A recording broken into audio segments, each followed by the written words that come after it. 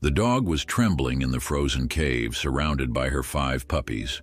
When the rescuer saw what she was protecting, he froze with emotion. The harsh winter wind whipped across Thomas Miller's face as he trudged through the snow-covered forest. February in northern Montana was unforgiving, with temperatures plummeting well below freezing. The weather report that morning had announced -1 degree Celsius, practically balmy compared to the previous week, but still cold enough to make his exposed skin sting. As the local wildlife rehabilitator for Glacier County, Thomas was accustomed to these brutal conditions. 20 years in the profession had taught him that animals didn't stop needing help just because the weather turned hostile. "Come on, Rusty," he called to his aging retriever mix, who was several paces behind, nose to the ground. "We've got to check that last trap, and then we can head back to the truck." Thomas pulled his scarf tighter around his neck. The sun was already beginning its early descent, and he knew from experience how quickly temperatures could drop once daylight began to fade. He'd received a call that morning from a hiker who reported seeing what might have been an injured wolf limping near this area. While wolves were relatively common in this part of Montana, an injured predator could become desperate and dangerous, both to humans and livestock on the nearby ranches. Rusty suddenly perked up, his ears alert. He lifted his head from the snow and stared intently toward a rocky outcropping about 50 yards ahead. "What is it, boy?" Thomas asked, instantly alert. Rusty was 12 years old and not as spry as he once was, but his instincts remained razor sharp. When he focused like this, something was definitely there. The dog gave a soft woof, not his usual alert for danger, but something different, curious rather than alarmed. Thomas reached into his pack and pulled out his binoculars, scanning the rocks carefully. At first he saw nothing. Then a slight movement caught his eye, a flash of dark fur against the white and gray landscape. Something was moving in a small opening between the rocks. A cave entrance, partially obscured by an overhang of snow. "Steady, Rusty," Thomas murmured, putting the binoculars away and retrieving a tranquilizer gun from his pack. He didn't want to use it unless absolutely necessary, but an injured wolf was unpredictable. As he approached cautiously, Rusty remained uncharacteristically calm, padding softly beside him rather than charging ahead. Thomas stopped about 20 feet from the cave opening. He could now see distinct paw prints in the snow. Canine, definitely, but the pattern of movement suggested injury. One of the tracks was inconsistent, as if the animal had been favoring a leg.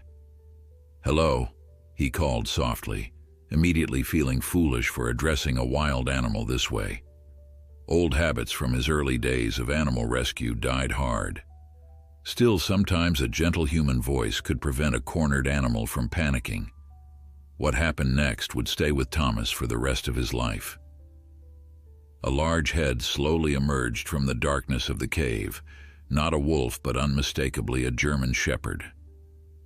The dog's intelligent eyes fixed on Thomas with an intensity that seemed almost human. There was no growl, no baring of teeth, just a steady, assessing gaze. "Hey there," Thomas said softly, lowering the tranquilizer gun. "What are you doing out here, big fella?" The German shepherd tilted its head slightly, then looked back into the cave before returning its gaze to Thomas. It was a curious behavior, almost like the dog was checking on something. Rusty whined softly beside Thomas, his tail wagging slowly. The lack of aggression from his experienced companion told Thomas volumes. Whatever was happening here, this wasn't a dangerous situation. "Are you hurt?" Thomas took a careful step forward, watching for any signs of fear or aggression from the shepherd. The dog's ears remained upright, alert, but not flattened in fear or anger. As Thomas took another tentative step, the German shepherd did something astonishing. It backed into the cave a few paces, then barked once, not aggressively, but almost like a summons. "I think he wants us to follow, Thomas," came a voice from behind. Thomas nearly jumped out of his skin. He'd been so focused on the dog that he hadn't heard the approach of his assistant, Emma Johnson, a wildlife biology graduate student who occasionally accompanied him on these outings. "Emma, I thought you were staying with the truck," he said, his heart racing from the surprise.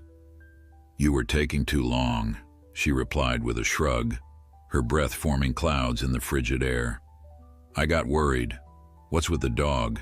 That's not your typical Montana wildlife." The German Shepherd barked again, more insistently this time, still backing deeper into the cave. "I think you're right," Thomas said. "It seems like it wants us to follow." "Could be a trap," Emma warned, only half joking. "Luring us in like in those horror movies." Thomas smiled despite himself. "Well, Rusty's not concerned, and I trust his judgment. Stay behind me, though." He pulled a powerful flashlight from his pack and slowly approached the cave entrance, Rusty right at his heels. The German Shepherd watched them come, then turned and limped deeper into the darkness. Thomas could now clearly see that the dog was favoring its right hind leg. The cave opening was tight, but once inside, the space opened up surprisingly. The temperature, while still frigid, was a few degrees warmer than outside, sheltered from the cutting wind.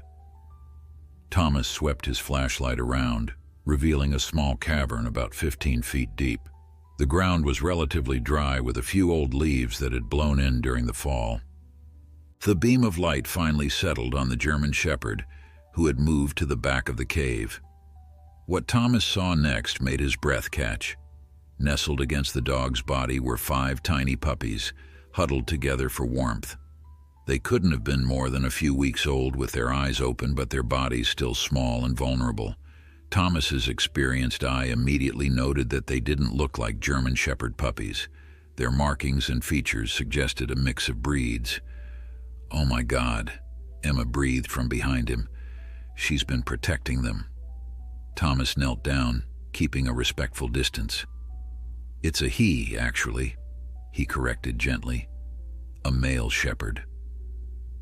The dog was watching them with those intelligent eyes, its body curled protectively around the puppies but showing no signs of aggression toward the humans. "But they're not his," Emma pointed out. "I mean, biologically they couldn't be, right?" Thomas nodded. "No, they're definitely mixed breed, probably from the same litter. But he's caring for them somehow." He studied the scene with growing wonder. "This is extraordinary. He must have found them abandoned or orphaned and brought them here for shelter." As if understanding, the German Shepherd gently nudged one of the puppies that had started to squirm away from the warm huddle. "We need to get them out of here," Thomas said, his professional instincts kicking in.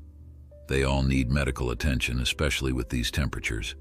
The puppies are far too young to regulate their body heat properly." Emma was already shrugging off her backpack. "I've got the emergency thermal blankets and some water." Thomas turned his attention back to the German Shepherd. "The question is, will he let us help?" As if in answer, the dog gave a soft whine and lowered his head, his eyes never leaving Thomas's face. "I think that's a yes," Emma whispered. Thomas slowly removed his gloves and extended his hand, palm down, in a non-threatening gesture. The shepherd stretched his neck forward, sniffed the offered hand, then gave it a quick lick.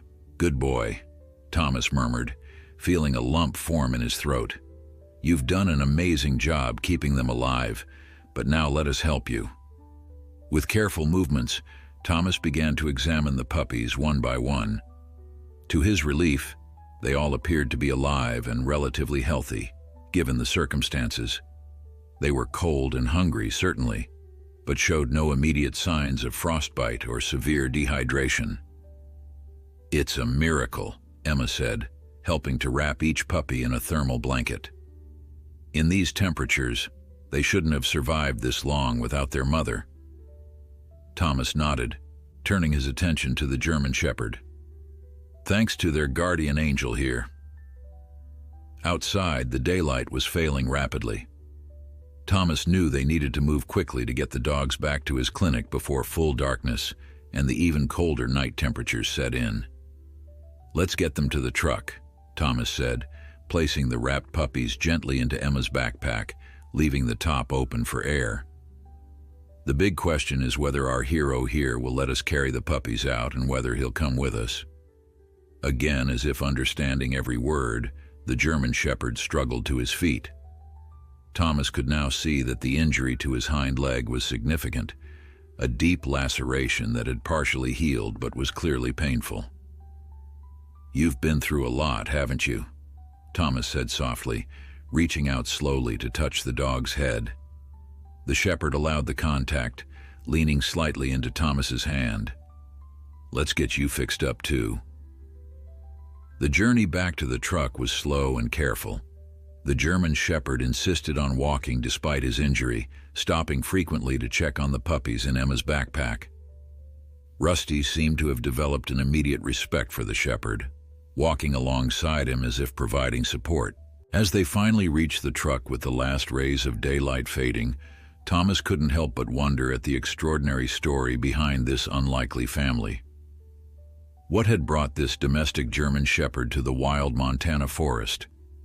How had he found the puppies, and what instinct had driven him to protect them rather than compete with them for scarce winter resources? "What are you going to name him?" Emma asked as they carefully loaded the puppies into the heated truck cab. Thomas looked at the German Shepherd, who sat patiently in the snow watching the proceedings with those intelligent, soulful eyes. "Guardian," Thomas said finally. "His name is Guardian." The drive back to Twin Pines Animal Clinic took longer than usual. Thomas drove cautiously, mindful of the precious cargo they carried. The puppies had been secured in a makeshift nest of blankets on Emma's lap, while Guardian sat in the back seat with Rusty, his vigilant eyes never straying far from the small bundles. "Have you ever seen anything like this before?" Emma asked, gently stroking one of the puppies as it nuzzled against her hand, seeking warmth. Thomas shook his head, keeping his eyes on the snowy road ahead. "In 20 years of wildlife rehab, I've seen some unusual behaviors. Wolves adopting fawns, eagles protecting smaller birds, but a domestic dog adopting and protecting unrelated puppies in the wild? Never." The headlights cut through the growing darkness, illuminating the swirling snowflakes that had begun to fall. Thomas glanced in the rearview mirror. Guardian had finally allowed himself to relax slightly, his head resting on his paws, though his eyes remained alert. "He's wearing a collar," Emma observed. "Worn and faded, but definitely a collar. He belonged to someone." "Once we get them all stabilized, I'll check for a microchip," Thomas replied. "Though out here, not everyone chips their dogs, especially farm dogs." The Twin Pines Animal Clinic was a modest building on the outskirts of Elk Valley, a small town 30 miles south of Glacier National Park. Thomas had converted an old forest ranger station into a combination wildlife rehabilitation center and veterinary clinic 15 years ago. It wasn't fancy, but it was well equipped for the variety of wild and domestic animals he treated. As they pulled into the driveway, the motion sensor lights flickered on, illuminating the wooden sign, "Twin Pines Animal Clinic and Wildlife Rehabilitation, all creatures welcome."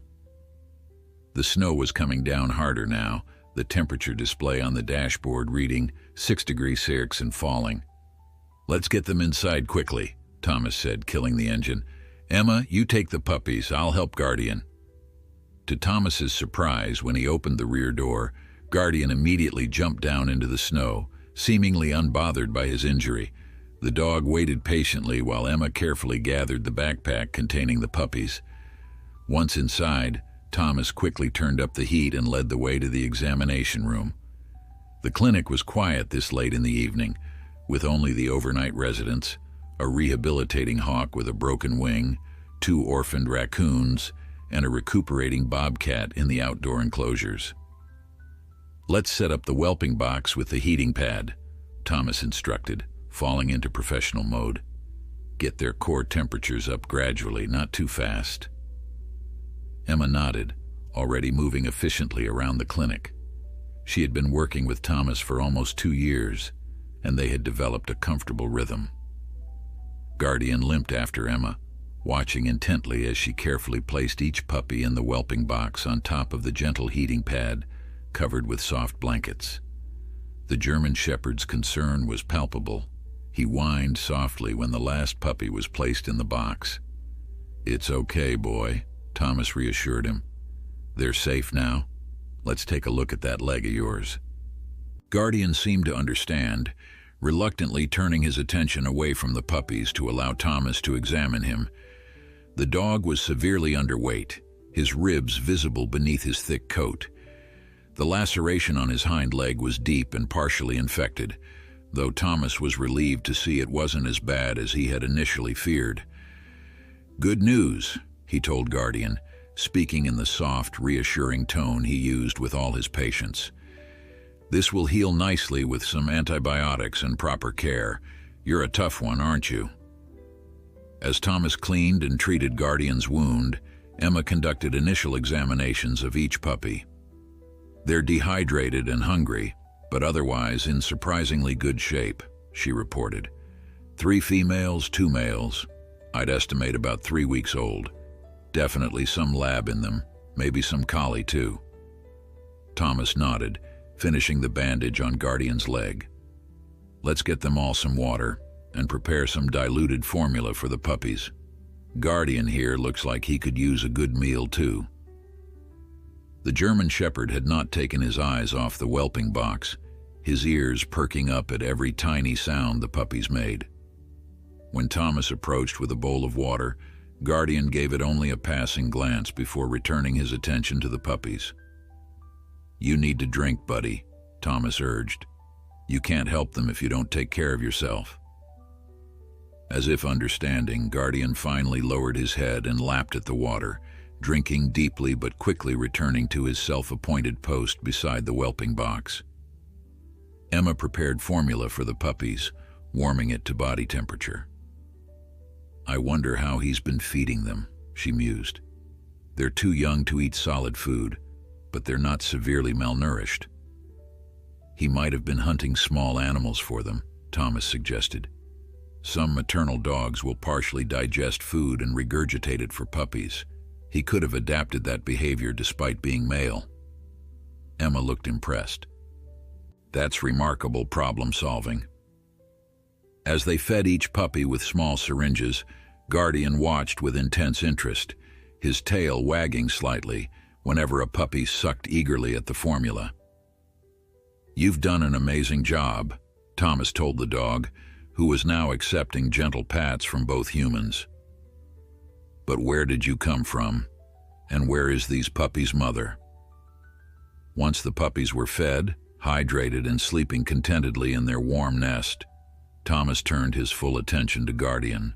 The dog finally accepted a bowl of high-quality kibble mixed with some wet food, devouring it hungrily while still maintaining his position near the whelping box. "Let's check for a microchip," Thomas said, retrieving the scanner from a drawer. He ran it over Guardian's shoulders and neck, the standard location for implanted identification chips. After a moment, the scanner beeped. "We've got something," he said, reading the display. "Chip number registered to Shepherd's Haven German Shepherd Rescue in Billings." Emma raised her eyebrows. "Billings? That's over 300 miles from here." Thomas nodded, already reaching for his phone. "It's too late to call them tonight, but first thing tomorrow we'll contact them." He set the phone down and looked thoughtfully at Guardian. "The question is, how did he end up all the way over here? And what happened to these puppies' mother?" After ensuring all their patients were comfortable for the night, Thomas prepared a makeshift bed for Guardian beside the whelping box. The German Shepherd settled onto it gratefully, though he remained alert, his eyes moving between the puppies and the clinic doors. "I'll stay tonight," Emma offered. "I want to monitor the puppies' temperatures, make sure they're stabilizing properly." Thomas nodded gratefully. Though he lived in an apartment above the clinic, he appreciated Emma's dedication. "Wake me if there's any change, I'll be upstairs." Before heading up, Thomas knelt beside Guardian, gently stroking the dog's head. "You're safe now," he said softly. "You and your adopted family. Tomorrow we'll start figuring out your story." Guardian's intelligent eyes met Thomas's, and for a moment the man felt an uncanny connection with the dog, as if Guardian understood not just his words, but the promise behind them. That night, as a winter storm raged outside the clinic, Thomas lay awake thinking about the extraordinary scene they had discovered in that cold cave. What series of events had led a purebred German Shepherd to become the protector of 5 orphaned mixed-breed puppies? How had they survived the brutal Montana winter? And perhaps most intriguingly, what had happened to make Guardian take on this unlikely role? Morning arrived with clear skies and brilliant sunshine that belied the frigid temperatures. Thomas came downstairs to find Emma dozing in a chair beside the whelping box, while Guardian remained awake, his vigilant gaze softening as Thomas entered. "Good morning, hero," Thomas said quietly, not wanting to wake Emma. Guardian's tail thumped against the floor in greeting. Thomas checked each puppy carefully. They had made it through the night without incident, their tiny bodies warm and their breathing regular. Guardian watched the examination closely, relaxing visibly when Thomas smiled in satisfaction. As Emma stirred and stretched, Thomas prepared to make the call to Shepherd's Haven. He had a feeling that whatever they learned would only deepen the mystery of Guardian and his adopted puppies. "Shepherd's Haven German Shepherd Rescue, this is Diane," came a friendly voice over the speakerphone. "Good morning, Diane. This is Dr. Thomas Miller from Twin Pines Animal Clinic in Elk Valley, Montana. We've found one of your dogs." There was a pause, then an intake of breath. "You found one of our dogs in Elk Valley? That's impossible." "Which dog?" "A male German Shepherd, approximately 4 to 6 years old, black and tan. Traditional saddle markings. The microchip is registered to your rescue."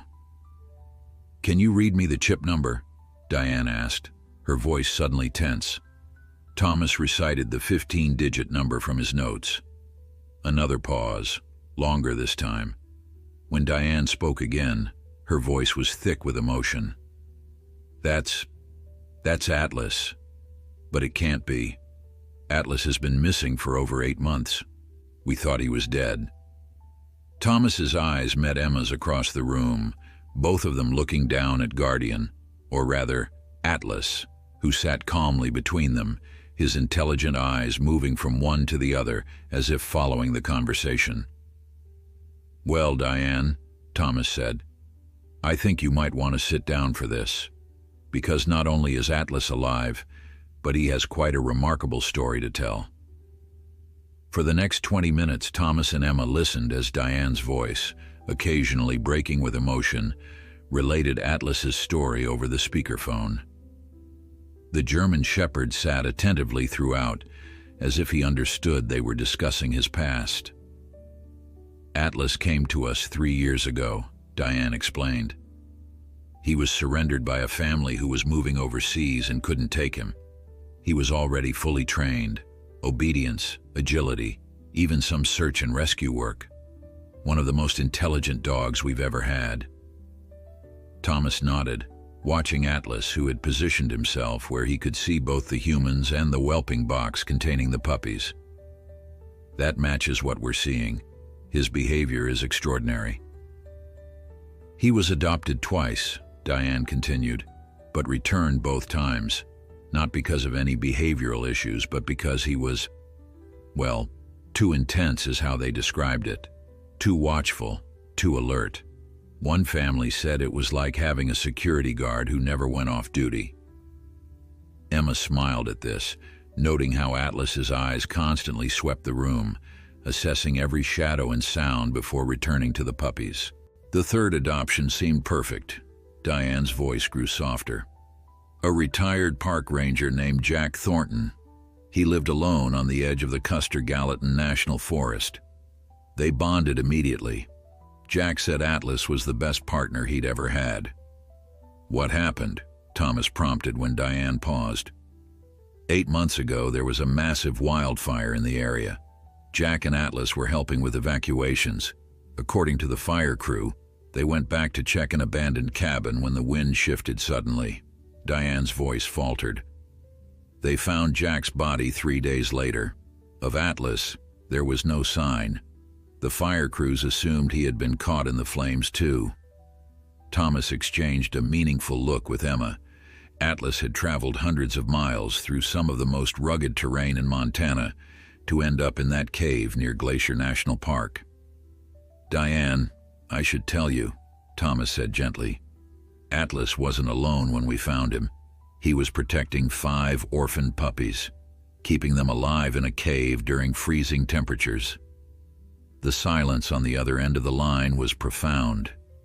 When Diane finally spoke, her voice was barely above a whisper. "He found a new purpose." "It appears so," Thomas agreed. "These puppies aren't his. They're mixed breed, about 3 weeks old. We have no idea where their mother is or how Atlas came to be caring for them." That's remarkable, but not surprising knowing Atlas," Diane said. "German Shepherds are protective by nature, but Atlas always had a special quality. Jack used to say he had an old soul." After they ended the call with Diane promising to contact them with more information, Thomas knelt beside Atlas. "So you're Atlas," he said softly. The dog's ears perked up at the name, and his tail thumped once against the floor. "You've been on quite a journey, haven't you?" As the day progressed, Thomas and Emma settled into caring for their unusual charges. The puppies were thriving under their care, growing more active with each feeding. Atlas remained their constant guardian, allowing the humans to handle the puppies, but watching every interaction with careful attention. By mid-afternoon, the clinic's regular appointments were in full swing. Word had spread quickly about the remarkable German Shepherd and his adopted puppies, and it seemed every client had questions. "Is it true?" asked Mrs. Henderson, an elderly woman who had brought in her Persian cat for a checkup. "Marla at the grocery store said you found a dog taking care of orphaned puppies in the wild?" Thomas smiled, used to the small-town rumor mill. "It's true. His name is Atlas, and he's been through quite an ordeal." After the last appointment of the day, Thomas received another call from Diane. "I've been making some calls," she said without preamble, trying to piece together Atlas's journey. A Forest Service ranger reported seeing a German Shepherd near the burn area about a week after the fire.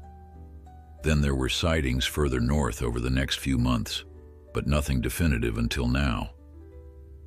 "So he's been traveling all this time," Thomas mused, watching as Emma conducted another checkup on the puppies with Atlas observing attentively. "Apparently so. And there's something else." Diane hesitated. "I contacted the sheriff in Morgan Creek, about 60 miles south of your location.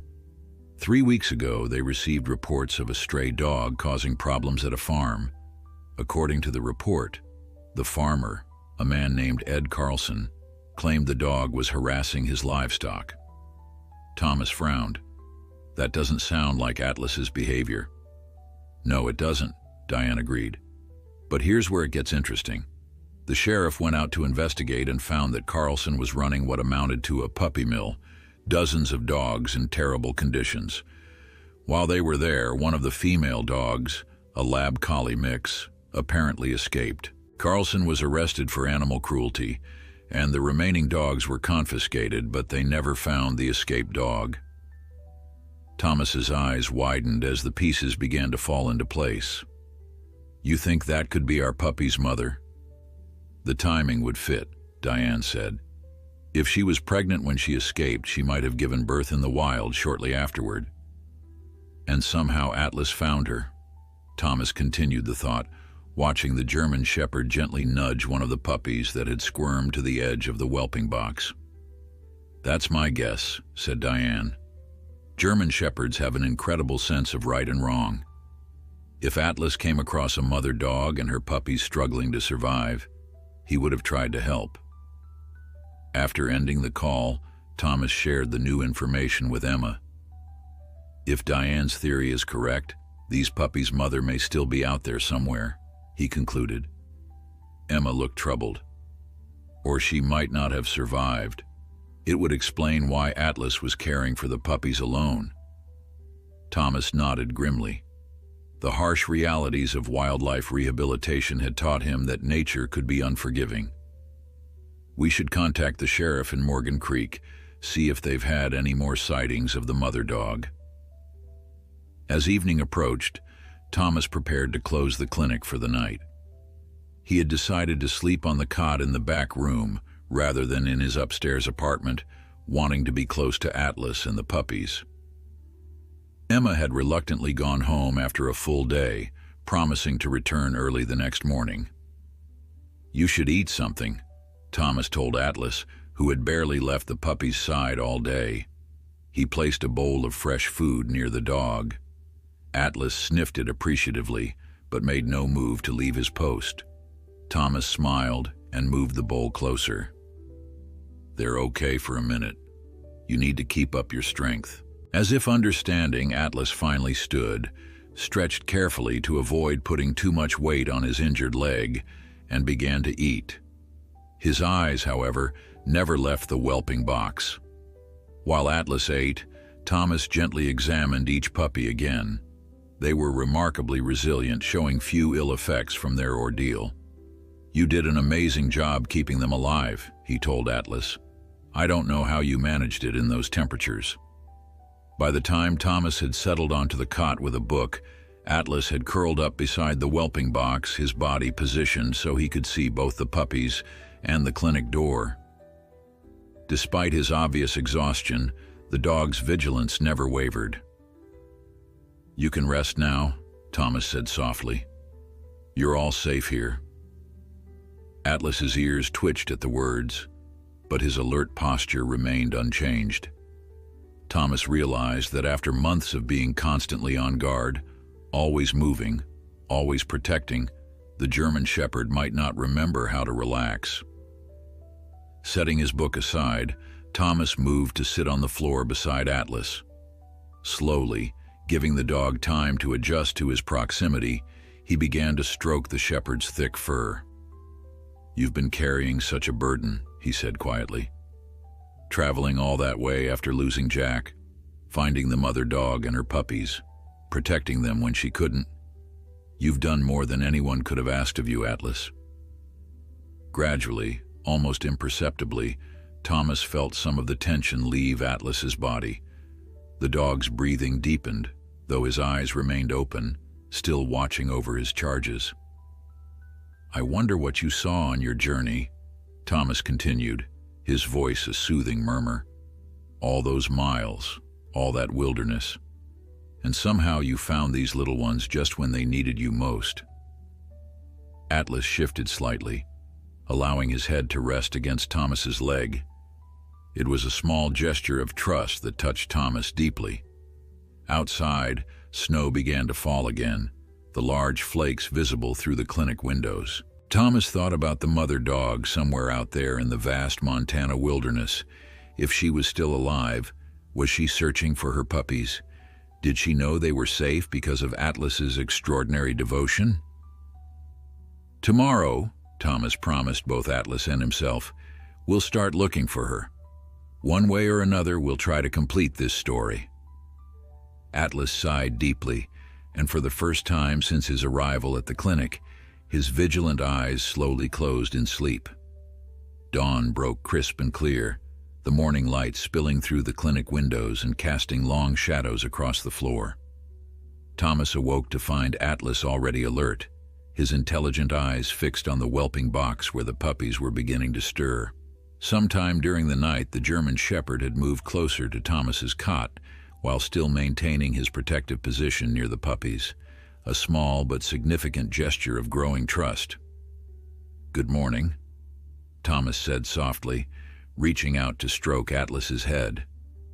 The dog leaned into his touch, a barely perceptible relaxation of the constant vigilance he'd maintained since his arrival. The clinic phone rang before Thomas could begin the morning feeding routine.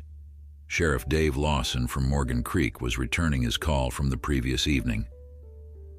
Dr. Miller, I understand you're inquiring about that Carlson case, the sheriff said after introductions. His voice was gruff but not unfriendly. Nasty business. We shut down his operation and he's facing serious charges.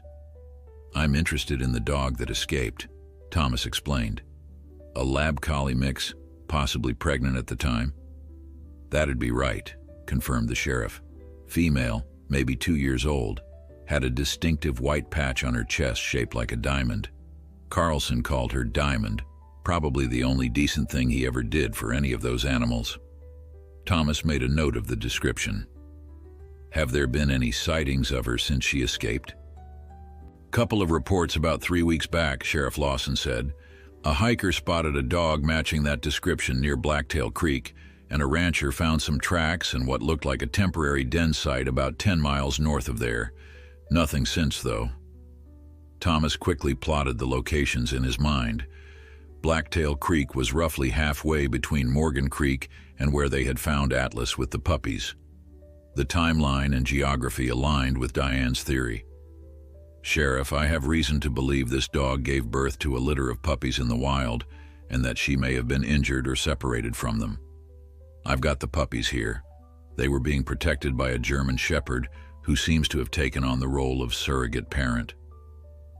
There was a low whistle from the other end of the line. Well, I'll be damned. Nature's full of surprises, isn't it? Look, I'm happy to put the word out to our deputies and the Forest Service rangers. If anyone spots her, we'll let you know immediately. After thanking the sheriff and ending the call, Thomas turned to find Emma standing in the doorway, a cardboard tray of coffee cups in one hand and a bag from the local bakery in the other. Breakfast, she announced. For humans only. I've already got the puppy formula warming and brought some special high-protein food for Atlas. She set the items down and moved immediately to check on the puppies, greeting Atlas with a gentle pat as she passed. Thomas filled her in on the conversation with Sheriff Lawson while they prepared for the day ahead. The puppies were becoming more active with each passing hour, their tiny bodies wriggling with newfound energy as Thomas and Emma examined them. They need names, Emma declared, cradling the smallest female puppy, a brown and white bundle with a black patch over one eye. We can't just keep calling them the puppies. Thomas nodded, watching as Atlas observed their handling of his charges with alert but now trusting eyes. You're right. Any suggestions? Emma considered the puppy in her hands. This little girl reminds me of a pirate with her eye patch. How about pirate? Thomas laughed. Simple but fitting. What about the others? By the time they had finished the morning feeding, all 5 puppies had names. Pirate, the smallest female. Bruiser, the largest male with broad shoulders and a confident demeanor. Whisper, a quiet female with delicate features. Scout, an adventurous male who was first to explore beyond the whelping box. And Luna, a female with unusual silver-gray markings on her predominantly brown coat. Atlas seemed to approve of the naming ceremony, his tail wagging gently as each puppy was returned to the whelping box. When Thomas approached with fresh water and food, the German shepherd finally moved away from his post to eat with more enthusiasm than he had shown the previous day. He's beginning to relax, Emma observed, starting to trust that we'll help protect them. Thomas nodded, already formulating plans for the day ahead. I'm going to close the clinic this afternoon. I want to check out the area around Blacktail Creek, see if we can find any sign of the mother dog. Emma's face lit up. I'm coming with you. My afternoon classes are canceled because of the faculty meeting. Thomas couldn't deny he would appreciate the company, especially since Emma had a knack for tracking that rivaled many experienced wildlife biologists. The challenging part would be Atlas. We can't take him with us, Thomas said, watching the German shepherd return to his position beside the whelping box after finishing his meal. His leg needs rest, and he won't leave the puppies anyway. My roommate Jessie can watch the clinic, Emma suggested. She's pre-vet and has volunteered here before. Atlas seems comfortable with both of us now. Maybe he'll accept her too. Thomas considered this, observing how Atlas had indeed become more relaxed around them over the past 24 hours. It's worth a try. Let's have her come over before we leave. Give Atlas time to get used to her presence. The morning passed quickly with regular clinic appointments. Several clients had heard the story of Atlas and the puppies, and Thomas found himself telling the remarkable tale multiple times. A few even asked to see the heroic dog, which Atlas tolerated with dignified patience, though he clearly preferred to remain close to the puppies. Jessie arrived shortly after noon, a cheerful young woman with a practical manner that Thomas had always appreciated. Atlas watched her warily at first, positioning himself between the newcomer and the whelping box. But after observing Thomas and Emma interact normally with her, he gradually accepted her presence. "Remember," Thomas instructed as he prepared to leave, "Atlas sets the rules with the puppies. Let him supervise any handling. He'll let you know if something isn't right." Jessie nodded, already seated on the floor, a respectful distance from the whelping box. "We'll be fine. I brought my study materials. I'll just hang out here and make sure everyone's okay." Thomas knelt beside Atlas before leaving. "We're going to look for their mother," he said softly, not feeling foolish at all for speaking to the dog as he might to a person. Atlas's intelligent eyes seemed to understand the significance of his words. "Jessie will take care of the puppies while we're gone. You can trust her." Atlas looked from Thomas to the puppies, then to Jessie, and back to Thomas. Then, with what seemed like deliberate intent, he lay down beside the whelping box, alert but less tense than before. Thomas felt a lump in his throat at this display of trust. "We'll be back soon," he promised. The drive to Blacktail Creek took just over an hour, with Thomas navigating the Forest Service roads that wound through the mountainous terrain between Elk Valley and Morgan Creek. The snow had melted in patches where the sun hit directly, but the forest floor remained largely covered in white, which would make tracking both easier and more challenging. Easier to see fresh tracks, harder to find older signs of the missing dog. According to the sheriff, the last sighting was near the old fire watchtower, Thomas said as they parked at the trailhead. "That's about 2 miles up this path." Emma shouldered her backpack, which contained tracking equipment, first aid supplies, and food for both them and potentially for a hungry, wary dog if they found her. If she gave birth shortly after escaping, and the puppies are now about 3 weeks old, she's been on her own for nearly a month, she calculated. That's a long time for a domestic dog to survive in these conditions, especially after the stress of pregnancy and birth. Thomas nodded grimly as they set off up the trail. And if she was injured somehow, which might explain why Atlas took over care of the puppies, Emma finished his thought, then we might be looking for remains rather than a living dog. They hiked in silence for a while, each scanning the forest for signs of animal passage. Despite the gravity of their mission, Thomas couldn't help but appreciate the pristine beauty of the Montana wilderness. The pine trees stood tall and majestic, their branches heavy with snow. Occasionally, they heard the distant call of a hawk or the scurrying of a small animal through the underbrush. As they approached the old fire watchtower, Emma suddenly stopped, pointing to an area just off the trail. "Look there. Those don't look like typical wildlife tracks." Thomas moved closer, examining the partially snow-filled depressions. "Domestic dog," he confirmed. "The right size for a lab collie mix. But these are at least a few days old. They followed the tracks as best they could, losing them occasionally where the snow had melted or been disturbed by other animals, only to pick them up again further on. The path led them away from the main trail and deeper into the forest, following what appeared to be a game trail used by deer and other wildlife. "She's been hunting," Emma noted, pointing to disturbances in the snow that suggested a chase. "Smart girl. Following the game trails would give her better access to food." The tracks eventually led them to a small clearing near a frozen stream. Here, Thomas discovered something that made his heart race. A sheltered area beneath a fallen log that showed clear signs of having been used as a temporary den.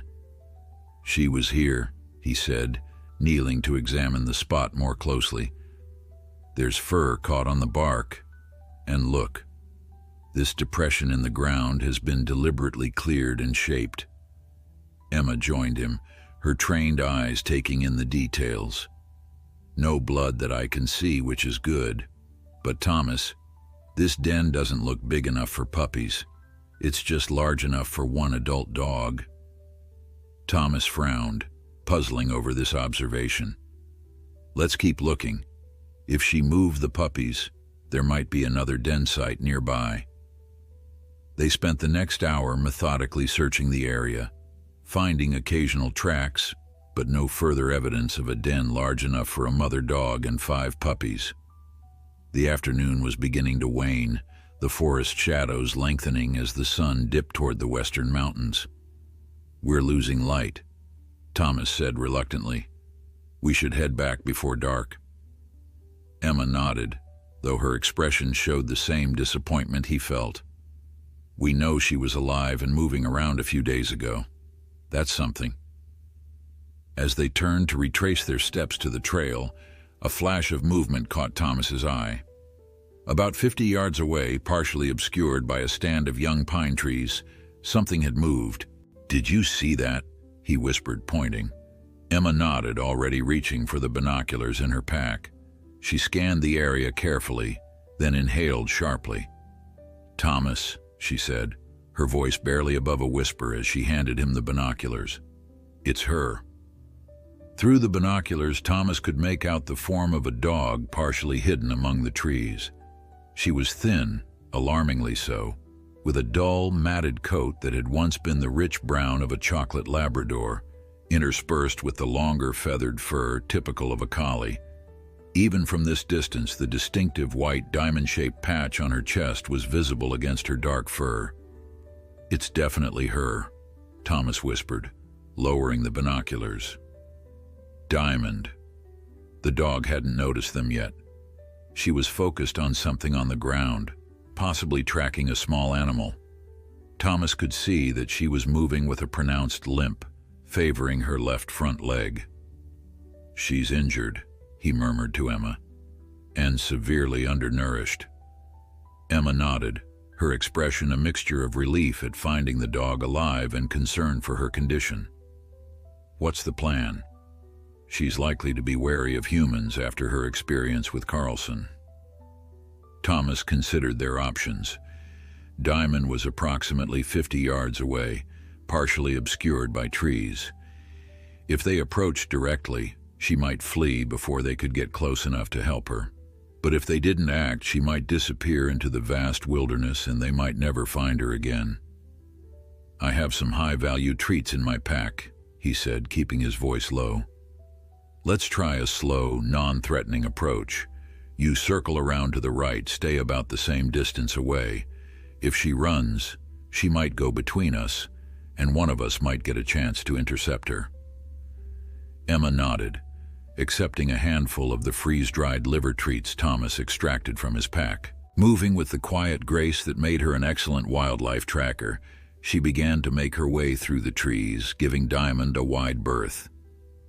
Thomas waited until Emma was in position, then began his own careful approach. He moved slowly, deliberately making just enough noise that Diamond wouldn't be startled by his sudden appearance. When he was about 30 yards away, the dog's head snapped up, her body instantly tensing. "Easy, girl," Thomas called softly, crouching down to make himself appear less threatening. "It's okay."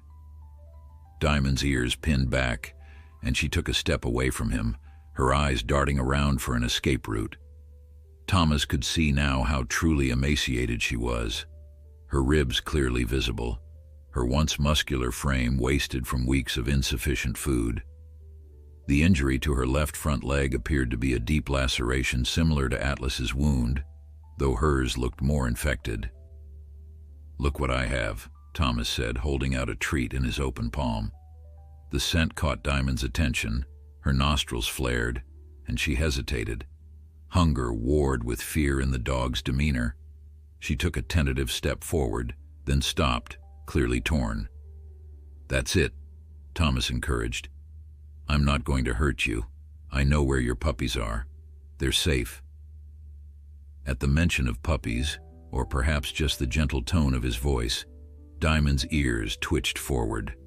She took another halting step toward Thomas, then stopped again, whining softly. Thomas remained perfectly still, his hand extended with the treat. "Your puppies are okay," he continued in the same gentle tone. "They're being taken care of. A very brave German Shepherd made sure they survived." Diamond was now visibly trembling, whether from fear, hunger, or the pain of her injury. Thomas couldn't tell. Probably a combination of all three. She took another step forward, then another, her caution gradually giving way to the desperate need for food. From the corner of his eye, Thomas could see Emma slowly moving closer as well, careful to stay in Diamond's peripheral vision rather than appearing to close in from behind. When Diamond was about 10 feet away, she suddenly stopped, her nose working overtime as she processed the scents coming from Thomas. "That's right," Thomas said encouragingly. "You can smell them, can't you? Your puppies. Their scent is on my clothes." This seemed to be the tipping point. With a small whine, Diamond closed the remaining distance, cautiously taking the treat from Thomas's outstretched hand. Her movements were stiff, hesitant, but the desperation in her eyes was unmistakable. "Good girl," Thomas said softly, slowly reaching into his pocket for another treat. He offered it to her, and this time she accepted it more readily. Emma had worked her way around and now stood about 20 feet away, watching the interaction with bated breath. When Diamond finished the second treat, Thomas risked reaching out very slowly to touch her head. The dog flinched but didn't retreat, allowing the gentle contact. "She's burning up," Thomas said to Emma, feeling the unnatural heat radiating from Diamond's body. "That wound is badly infected. We need to get her back to the clinic as soon as possible." Emma approached carefully, offering another treat which Diamond accepted after a moment's hesitation. "Do you think she'll let us carry her? She doesn't look like she can make it back to the truck on her own." Thomas assessed the dog's condition. Diamond was swaying slightly on her feet, her initial burst of energy from the treats already fading. The infection was clearly taking a severe toll on her weakened body. "We'll have to try," he said, removing his jacket and laying it on the ground. "Help me get her onto this. We can use it as a makeshift stretcher." Gently, with soothing words and more treats as distraction, they managed to coax Diamond onto the jacket. The dog was too weak to resist much, though she whimpered when they accidentally jostled her injured leg. "It's okay, sweet girl," Emma murmured. "We're going to help you. We're going to take you to your babies." At the mention of babies, Diamond's ears perked up again. She looked at Emma with an intensity that seemed to transcend her physical weakness. "That's right," Thomas confirmed, gathering up the corners of the jacket. "Your puppies are waiting. Atlas has been taking good care of them." Between them, Thomas and Emma carefully lifted the makeshift stretcher. Diamond was alarmingly light. A dog of her size should have weighed at least 50 pounds, but Thomas estimated she was barely 35, most of that being her frame rather than healthy muscle or fat. The journey back to the truck was slow and painstaking. They had to stop frequently to adjust their grip on the jacket and to check on Diamond, who had lapsed into a state of exhausted semi-consciousness. By the time they reached the vehicle, the sun had dipped below the mountains, casting long shadows across the snow. "You drive," Thomas told Emma as they gently loaded Diamond into the back seat. "I'll stay with her." As Emma navigated the winding forest roads back toward Elk Valley, Thomas monitored Diamond's condition. He had wrapped her in emergency thermal blankets from the first aid kit. but her shivering had intensified and her breathing had become shallow and rapid. "How is she?" Emma asked, her eyes meeting Thomas's briefly in the rearview mirror. "Not good," he admitted. "The infection has probably progressed to sepsis. Her body temperature is all over the place, burning up 1 minute, then shivering the next. We need to get antibiotics into her system as soon as possible." He stroked Diamond's head gently, feeling the fever radiating from her. "Hang in there, girl. We're almost home. Your puppies need you." At the mention of her puppies, Diamond's eyes fluttered open momentarily, fixing on Thomas with a look that seemed to hold both trust and pleading. "Just stay with us," he urged. "You've come this far. You've survived so much. Just a little longer now." Emma drove as fast as safely possible on the snow-covered roads, and they reached the clinic just as full darkness descended. The lights were on inside, and as they pulled into the driveway, Thomas could see Jessie's face appear at the window, clearly relieved at their return. Thomas carefully gathered Diamond in his arms while Emma rushed ahead to open doors. The dog was limp now, barely conscious, but her heart continued to beat steadily against Thomas's chest as he carried her inside. "Oh my God," Jessie gasped when she saw the emaciated dog in Thomas's arms. "Is that—" "Their mother, yes," Thomas confirmed, already moving toward the examination room. "I need the broad-spectrum antibiotics from the refrigerator, an IV setup, and warming blankets." Jessie sprang into action, gathering the requested supplies while Emma prepared the examination table. As Thomas gently laid Diamond down, he became aware of movement at the doorway. Atlas stood there, his body rigid with attention, his intelligent eyes fixed on the newcomer. A small sound, somewhere between a whine and a bark, escaped the German shepherd's throat. At the sound, Diamond's eyes opened, her gaze focusing weakly on Atlas. Thomas watched in amazement as a silent communication seemed to pass between the two dogs. Atlas took a step forward, then another, approaching the examination table with deliberate care. When he reached it, he stretched his neck forward, gently touching his nose to Diamond's muzzle. The female dog's tail thumped once, weakly, against the table, and Thomas could have sworn he saw recognition in her eyes. Not fear, not aggression toward this unfamiliar dog, but something like gratitude. "They know each other," Emma whispered, voicing what they were all thinking. "Atlas found her before. He knows who she is." Thomas nodded, momentarily too moved to speak. The story was becoming clearer. Atlas had found this mother dog, perhaps witnessed the birth of her puppies, and had been helping her all along. When the infection worsened and she could no longer care for her litter, he had taken over completely, somehow keeping the vulnerable puppies alive against impossible odds. "Let's save her," Thomas said finally, turning to the medical supplies Jessie had gathered. "Atlas has done his part. Now it's our turn." The next few hours were a blur of focused, intense activity. Thomas worked methodically, starting an IV to deliver fluids and antibiotics directly into Diamond's bloodstream. The infection in her leg was severe, requiring careful cleaning and debridement to remove dead tissue before it could be properly bandaged. Throughout the procedure, Atlas remained in the room, maintaining a respectful distance, but never taking his eyes off Diamond. "Her body temperature is stabilizing," Emma reported as the first bag of IV fluids emptied. "But she's still extremely dehydrated and malnourished." Thomas nodded, preparing a second bag of fluids with added electrolytes. "The antibiotics should start working within the hour. The bigger concern now is getting calories into her safely. Her system is too compromised for a large meal." Jessie had retreated to the reception area to field phone calls and reschedule the next day's appointments, giving Thomas and Emma space to work. Through the open door, they could hear her explaining the situation to what seemed like half the town, as news of Diamond's rescue spread quickly through Elk Valley's efficient grapevine. "Should we bring the puppies in?"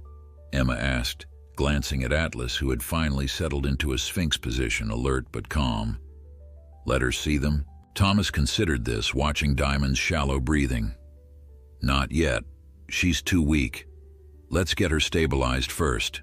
Make sure the antibiotics are working. By midnight, Diamond's condition had improved marginally. Her fever had reduced, and her breathing was stronger and more regular. Thomas had managed to get some diluted high-calorie supplement into her system, which she had kept down, a promising sign. "You should get some rest," Thomas told Emma, who was fighting to keep her eyes open. "You too, Jessie. I'll stay with Diamond.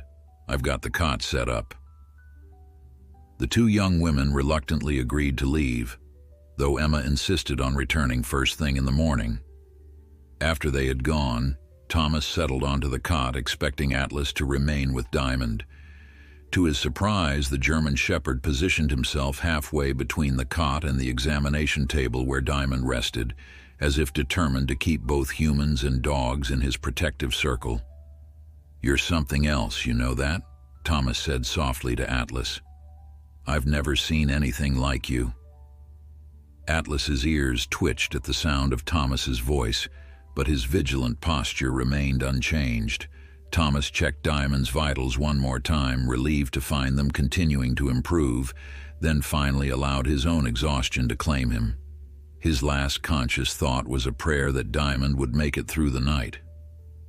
He awoke with a start several hours later. The clinic was dark except for the dim emergency lighting, and for a moment Thomas couldn't identify what had disturbed his sleep. Then he heard it again, a soft whimpering sound coming from Diamond. Immediately alert, Thomas swung his legs off the cot. Atlas was already up, standing beside the examination table, his ears pricked forward. Diamond's eyes were open, clearer now, and she was making small movements, trying to lift her head. "Easy, girl," Thomas soothed, approaching slowly. He checked her temperature and was relieved to find it had returned almost to normal. The antibiotics were working. What she was trying to communicate became clear when Thomas noticed her gaze repeatedly shifting toward the door that led to the room where the puppies were sleeping. "Your babies," Thomas said softly. "You want to see your babies." Diamond's tail thumped weakly against the table in response. Thomas glanced at the wall clock. 3:47 a.m. Early, but the puppies would likely be waking soon for their regular feeding anyway. He looked at Atlas, who was watching him expectantly. "What do you think, Atlas? Is she ready?" The German Shepherd moved toward the door, then looked back at Thomas, his intent clear. "All right," Thomas decided. "Let's make it happen." First, he needed to move Diamond to a more comfortable location. He spread soft blankets on the floor of the main treatment room, creating a nest-like area large enough for Diamond and her puppies. Then, with gentle care, he lifted Diamond from the examination table and placed her on the blankets, ensuring her IV line remained unobstructed. She was still too weak to stand, but her eyes were alert now, following his every movement. "I'll be right back with your puppies," he promised. Atlas led the way to the whelping box, his pace quickening with purpose. The puppies were just beginning to stir, making small, squeaking sounds as they sensed activity around them. Thomas carefully lifted each one, cradling them against his chest as he carried them to their mother. When he entered the treatment room with the first two puppies, Pirate and Bruiser, Diamond's reaction was immediate and profound. She raised her head higher than seemed possible given her weakened state, her eyes fixed on the tiny bundles in Thomas's arms. A soft, keening sound escaped her throat, part whimper, part greeting. Thomas gently placed the puppies beside her, and Diamond immediately began to nuzzle them, her tongue washing over their small bodies in maternal recognition. The puppies, still sleepy and confused, took a moment to register what was happening. Then, as if triggered by some primal memory, they began to squirm toward her, burying themselves against her belly. Atlas watched the reunion with obvious satisfaction, his tail wagging gently. When Thomas returned with Scout and Whisper, The German Shepherd moved closer, helping to guide the puppies toward their mother with gentle nudges of his nose. The final puppy, Luna, was the most vocal, squirming and crying in Thomas's hands as he carried her to Diamond. When he placed her beside her mother, Luna immediately latched onto a nipple and began to nurse vigorously. One by one, as if following their sister's example, the other puppies found their way to Diamond's milk, their tiny bodies pressed against her. Thomas checked quickly to make sure Diamond was producing milk, a concern given her malnourished state, and was relieved to find that she was, though not in abundance. They would need to continue supplementing the puppy's diet with formula, but this connection was vital for all of them. The sight before him was one of the most beautiful things Thomas had ever witnessed. Diamond, despite her weakness, was transformed by the presence of her puppies. Her eyes, previously dull with pain and exhaustion, now shone with purpose. She continued to clean them between bouts of nursing, re-establishing the bond that had been forcibly broken. Atlas settled himself at Diamond's back, his body forming a protective semicircle around the reunited family. There was something so right about the arrangement that Thomas felt a lump form in his throat. This wasn't just animal instinct, it was something deeper, more profound, a connection that transcended species and circumstances. Thomas backed away quietly, giving the little family some privacy while remaining close enough to monitor Diamond's medical needs. He refreshed her water bowl and prepared a small amount of soft, easily digestible food for when she was ready to eat. By the time the first light of dawn began to filter through the clinic windows, Thomas had witnessed something remarkable.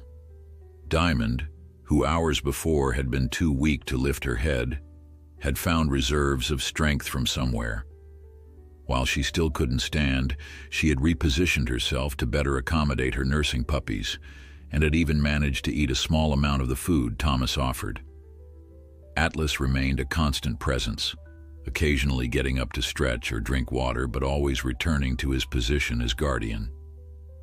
Once, when Pirate wandered a bit too far from the nest, Atlas gently picked her up by the scruff and returned her to Diamond's side, displaying the same careful parenting skills that had kept the puppies alive in the wild.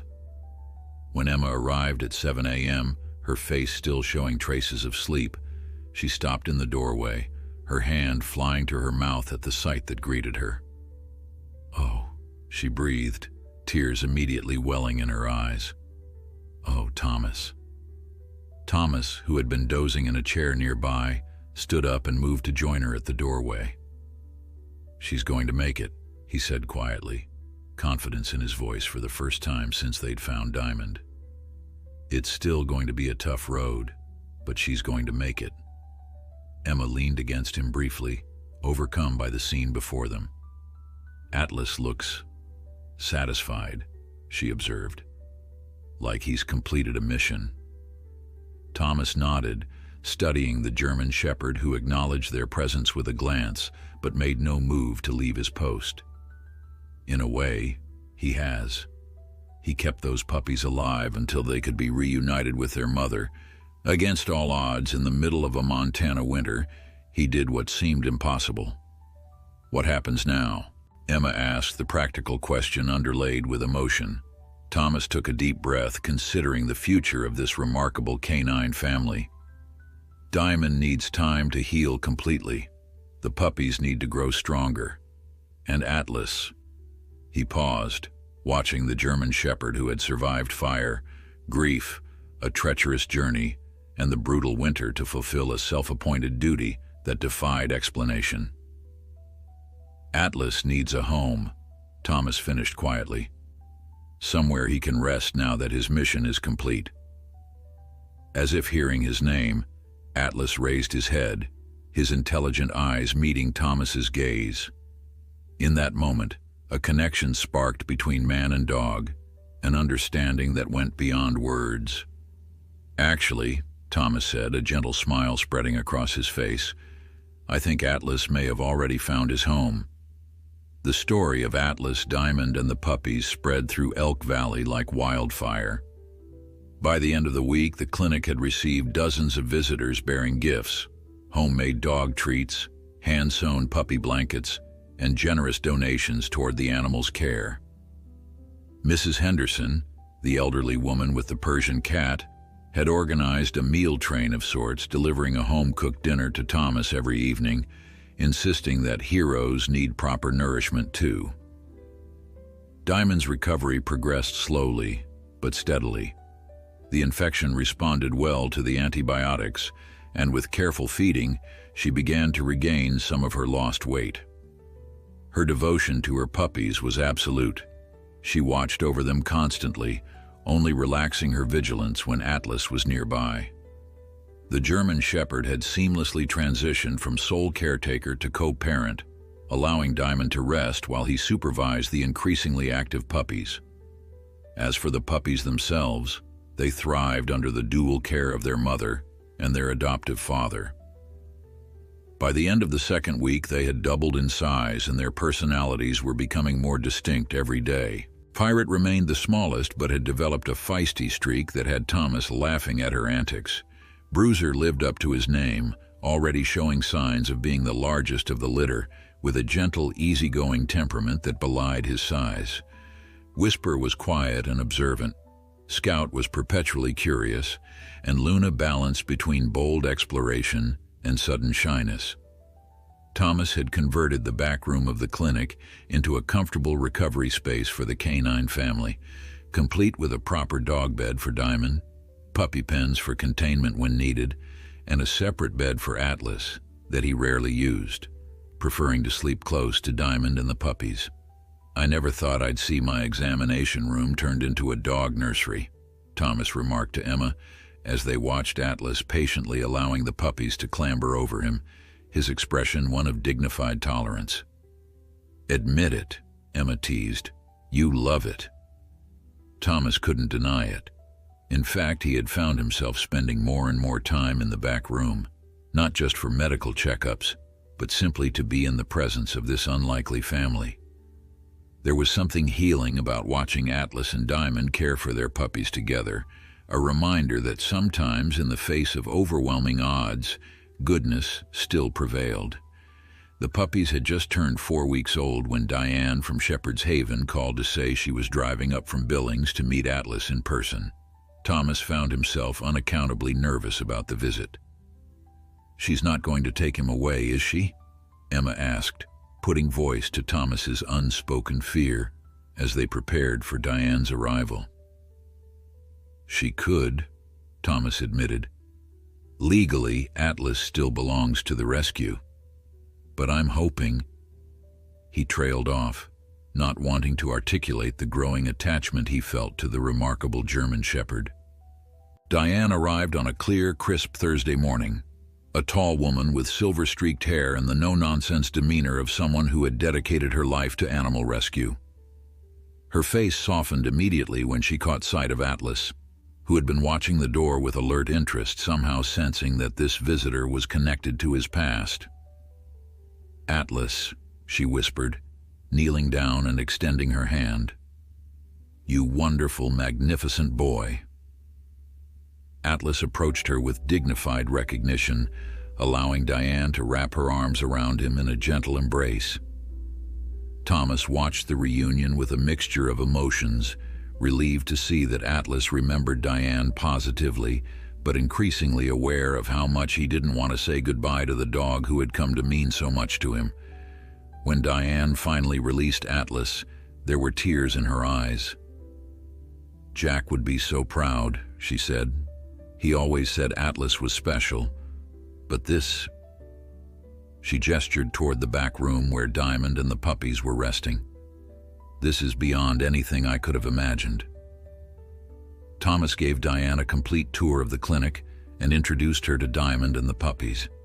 He recounted the full story, finding Atlas in the cave, discovering his connection to Shepherd's Haven, tracking down Diamond, and the emotional reunion that followed. "In all my years of rescue work," Diane said, as they settled in Thomas's small office with cups of coffee, "I've never heard anything like it.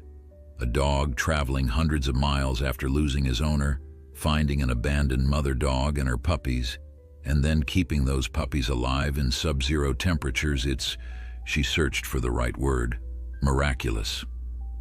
Thomas nodded, glancing through the doorway to where Atlas lay, his eyes constantly monitoring both the humans in the office and the doorway to the back room. He's the most extraordinary dog I've ever known. A moment of silence stretched between them before Diane set her coffee cup down with a decisive click. "So," she said, her voice taking on a businesslike tone that made Thomas's stomach tighten, "about Atlas's future." Thomas took a deep breath, preparing himself for what was coming. "I've given this a lot of thought," Diane continued. "Under normal circumstances, Atlas would come back to the rescue and we'd find him a new forever home." Thomas nodded, not trusting himself to speak. "But these aren't normal circumstances, are they?" Diane's expression softened. "It seems to me that Atlas has already found his forever home. If you want him, that is." The relief that flooded through Thomas was so intense that for a moment he couldn't respond. "I want him," he finally managed, his voice rough with emotion. "More than I've wanted anything in a long time." Diane smiled, reaching into her bag to pull out a folder of paperwork. "I thought you might say that. I took the liberty of preparing the adoption forms. All you need to do is sign." Thomas signed his name with a hand that trembled slightly, feeling the weight of the commitment he was making. Atlas wasn't just any dog, he was a survivor, a hero, a being of extraordinary intelligence and compassion. Taking him in meant honoring all that he was. "What about Diamond and the puppies?" Diane asked as Thomas handed the signed forms back to her. "Diamond will need at least another month to fully recover," Thomas explained. "As for the puppies, once they're 8 weeks old, they'll be ready for adoption. I've already had inquiries from half the town." Diane raised an eyebrow. "All of them? You're not keeping any?" Thomas hesitated. The truth was, he had been thinking about it, not just for Atlas's sake, but because he had grown attached to the little family himself. Before he could answer, a commotion from the back room caught their attention. Atlas was immediately on his feet, moving quickly toward the sound. Thomas and Diane followed to find Diamond standing, truly standing on all 4 legs for the first time since her rescue. She was wobbly and clearly still weak, but the determination in her eyes was unmistakable as she took one careful step, then another.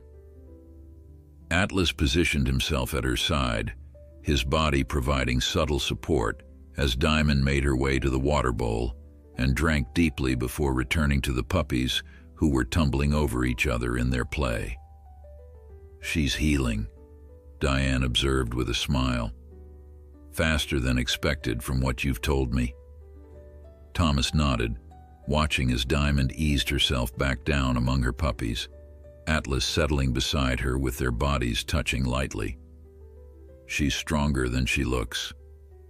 After Diane left, promising to stay in touch and extract regular updates about Atlas, Thomas found himself sitting on the floor of the back room, surrounded by the canine family that had transformed his life in just a few short weeks.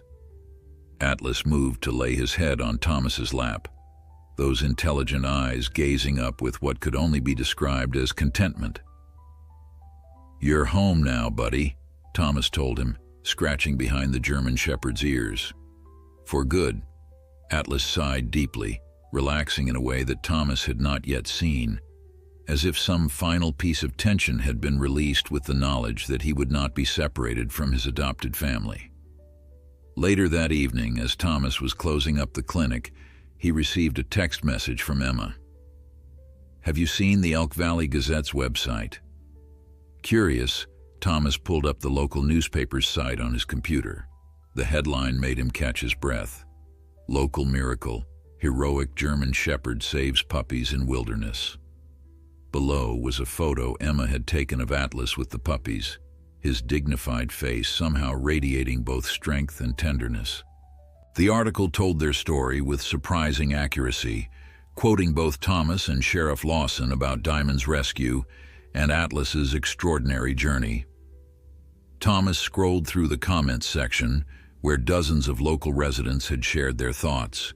One in particular caught his eye from a username he didn't recognize. "Some angels have wings. Some have 4 paws and a brave heart. Thank you for sharing this story of hope and heroism. In these difficult times, we needed the reminder that goodness still exists in this world." Thomas looked down at Atlas, who had settled at his feet while he worked. "Hear that? You're famous now." Atlas's ears twitched, but his eyes remained closed, finally allowing himself the deep rest he had earned through his remarkable journey of courage and compassion. As March gave way to April, the puppies grew at an astonishing rate. What had once been tiny, vulnerable bundles of fur were now rambunctious little explorers, their world expanding daily beyond the confines of the whelping box. They tumbled and wrestled with each other, practiced their increasingly fearsome growls, and tested the patience of both their mother and their adoptive father. Diamond's recovery continued steadily. Her coat had regained its shine, the infection in her leg had healed completely, and she had put on enough weight that her ribs no longer showed through her fur. Though still thinner than she should be, she had transformed from the desperate, dying creature Thomas and Emma had found in the forest. With her health improving, Diamond's personality began to emerge. She was gentle and sweet-natured, with a patience that served her well as the mother of 5 increasingly active puppies. But Thomas also noticed flashes of playfulness, moments when she would initiate games with Atlas or pounce on a toy with unexpected vigor, revealing the younger, carefree dog she might have been before the hardships of Carlson's puppy mill and her wilderness ordeal. Atlas, who had appointed himself Diamond's protector as well as co-parent to the puppies, seemed to delight in these glimpses of her true nature. He would respond to her invitations to play with a dignified restraint that gradually gave way to genuine enthusiasm, the 2 adult dogs chasing each other around the clinic's fenced yard, while the puppies watched in fascination from their secure enclosure. "It's like they're courting," Emma remarked one sunny afternoon as they observed Atlas gently mouthing Diamond's ear while she playfully batted at his paws. Thomas laughed. "I think they bonded before we ever found them. Remember how she recognized him immediately, even in her weakened state?" "Speaking of bonding," Emma said, giving Thomas a sidelong glance, "you never did answer Diane's question about keeping any of the puppies." Thomas sighed, watching as 5 pairs of eyes tracked their parents' playful movements. The truth was, he had been thinking about it constantly. His small apartment above the clinic wasn't ideal for 1 large dog, let alone 2 or more. And yet, "I've been considering it," he admitted. "I just don't know if it's practical." Emma nodded thoughtfully. "Well, you've still got time to decide. And speaking of time, when are you planning to start introducing the puppies to potential adopters? They're what, 5 weeks old now?" "Almost 6, Thomas corrected. "And I thought we'd start next week. I want to make sure they're well socialized before they go to their new homes." The socialization process had already begun. In addition to regular handling by Thomas and Emma, the puppies had been gradually introduced to a carefully selected group of visitors. Children from the local elementary school's responsible pet ownership club, a few trusted clients, and even Sheriff Lawson, who had stopped by to check on Diamond and had found himself sitting on the floor surrounded by puppies, his official dignity forgotten. "I've been making a list of potential adopters," Thomas continued, "people who have expressed interest and who I think would provide good homes." Emma raised an eyebrow.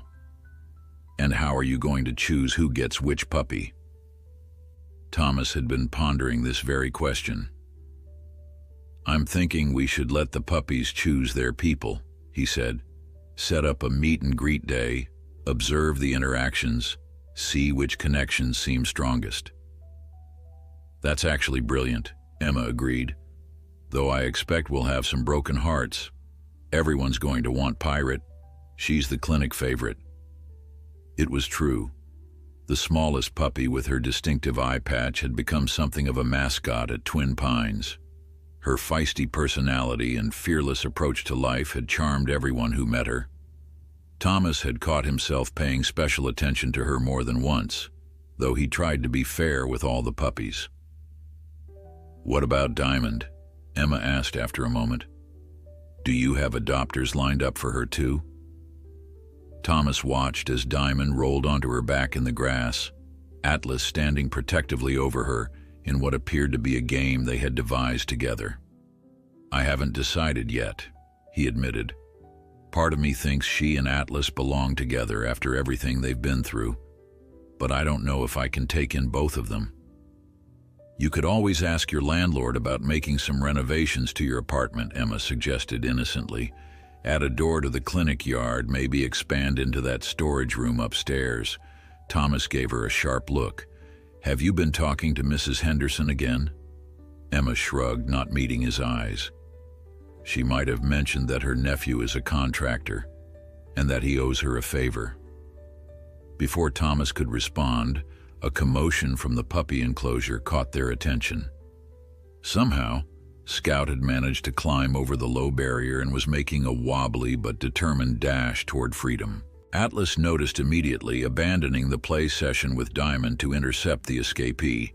With gentle efficiency, he picked Scout up by the scruff and carried him back to the enclosure, depositing him safely inside before returning to Diamond. "Did you see that?" Emma breathed. "That was amazing." Thomas nodded, impressed but not surprised. He had witnessed Atlas's parenting skills enough times now to know that the German Shepherd possessed an almost supernatural awareness of the puppy's activities. Even when he seemed to be focusing on something else entirely, he always knew exactly where each puppy was and what they were doing. "He's going to miss them when they're gone," Thomas said softly. "All the more reason to keep one," Emma pointed out. Thomas didn't reply, but the idea had taken root in his mind. Would it be fair to separate Atlas from all of the puppies he had saved? And what about Diamond? The two adult dogs had formed a bond through their shared ordeal that seemed wrong to break. The week flew by, filled with preparations for the adoption event. Thomas had selected 8 potential families for the 5 puppies, figuring that having a few extra options would help ensure the best matches. Each family had been carefully screened, their living situations assessed, their experience with dogs evaluated, and their expectations for a new pet discussed in detail. The day before the event, Thomas found himself sitting in the yard watching the puppies play. They had grown so much in the 6 weeks since their rescue. Their baby clumsiness had given way to increasing coordination, their individual personalities now fully distinct. He would miss them terribly when they were gone. Atlas approached and sat beside him, following his gaze to the playing puppies. "Tomorrow's the big day," Thomas told him, scratching behind the German Shepherd's ears. "We're going to find homes for your little charges." Atlas leaned against Thomas's side, a gesture of trust and affection that had become familiar over the past weeks. The connection Thomas felt with this dog was unlike anything he had experienced in 20 years of working with animals. It wasn't just gratitude for the extraordinary thing Atlas had done, or admiration for his intelligence and courage. It was deeper, a sense of recognition, as if they understood each other on a fundamental level. That night, after ensuring that Diamond and the puppies were settled comfortably, Thomas made a decision. He called Mrs. Henderson. "I've been thinking about your nephew, the contractor," he said when she answered. "I might be interested in discussing some renovations to my apartment." Mrs. Henderson's delight was evident even through the phone. "Oh, Thomas, I'm so glad. I'll have him call you first thing tomorrow. This is wonderful news." Thomas found himself smiling as he ended the call. The decision felt right, though the details would need to be worked out. His life had changed the moment he found Atlas in that cave with the puppies. He was only now accepting how profound that change had been. The adoption event the next day was both heartwarming and bittersweet. Thomas had arranged for families to come at staggered times, giving each puppy the opportunity to interact with potential adopters without overwhelming the clinic with too many people at once. For the most part, the matches seemed to happen naturally. Bruiser, the largest and most easygoing of the puppies, formed an immediate bond with the Johnson family, whose 10-year-old son was recovering from a serious illness. The gentle giant of a puppy seemed to instinctively understand the boy's need for a calm, steady companion. Scout, true to his name, approached each new person with boundless curiosity and enthusiasm. He eventually settled on the young couple who lived on a small farm outside of town, seemingly drawn to the promise of wide open spaces to explore. Whisper, the quietest of the litter, surprised everyone by coming out of her shell completely when introduced to Ms. Rivera, a soft-spoken librarian who lived alone. The connection between them was immediate and profound, with Whisper climbing into the woman's lap and refusing to leave. Luna, with her unusual silver-gray markings, chose the Martinez family, who had 2 teenage daughters. The previously shy puppy became animated and playful in their presence, responding especially well to the younger daughter, who had spent the entire visit speaking to her in gentle Spanish. And then there was Pirate. The smallest puppy had interacted politely with every potential adopter, but had shown no particular preference for any of them. As the day wore on, Thomas began to worry that they wouldn't find the right match for her. Maybe she's holding out for someone special, Emma suggested as the last scheduled family left, having connected strongly with Luna. Thomas glanced toward the back room where Atlas and Diamond were waiting. They had been kept separate from the adoption proceedings to avoid complicating the process, though Thomas had brought each puppy back briefly throughout the day to reassure the adult dogs. Maybe, he agreed, watching as Pirate curled up in the corner of the puppy pen, her small body forming a tight ball as if trying to comfort herself. That evening, after all the visitors had gone and the adoptions had been preliminarily arranged with final placements to occur when the puppies reached 8 weeks, Thomas brought Atlas and Diamond out to spend time with the puppies. He watched as Atlas immediately went to each puppy, sniffing them carefully, as if checking for any changes or concerns after their eventful day. When he reached Pirate, the German Shepherd paused. The small puppy uncurled herself and looked up at him with an expression Thomas could only describe as lost. Atlas gently nosed her, then looked directly at Thomas, his intelligent eyes seeming to ask a question. And in that moment, Thomas knew. Some decisions, it seemed, made themselves. The next 2 weeks passed in a blur of activity. Mrs. Henderson's nephew, Mike, turned out to be not only a contractor but also a dog lover who had followed Atlas's story in the local paper. He arrived at the clinic the day after the adoption event with preliminary sketches for renovating Thomas's apartment that showed remarkable thoughtfulness and attention to detail. "I've included a proper staircase from your apartment directly to the yard," Mike explained, pointing to the drawings spread across Thomas's desk. "And we can convert that old storage room into a sun porch of sorts. Lots of windows, comfortable spots for the dogs to lounge and watch the world go by." Thomas studied the plans, impressed by how well they addressed both human and canine needs. "This looks amazing, Mike. But I have to ask, how much is all this going to cost?" Mike shifted uncomfortably. "Well, that's the thing. Aunt Mabel, Mrs. Henderson, she's pretty insistent that this is her gift to you, or rather to Atlas.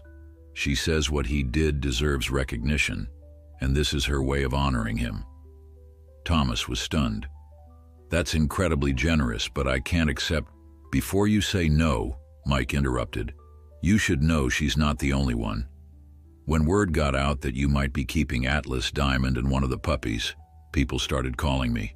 Mayor Wilson, the Martinelli family from the hardware store, even Sheriff Lawson, they all want to contribute. They're calling it the Heroes Home Project. Thomas felt a lump form in his throat. Elk Valley was a small town of just over 5,000 people, many of whom he had served as their veterinarian for years. But this level of community support still caught him by surprise. "I don't know what to say," he managed finally. Mike smiled. "Just say yes. Let the town do this for the dog that everyone's calling the guardian of Elk Valley." So Thomas said yes, and work began immediately.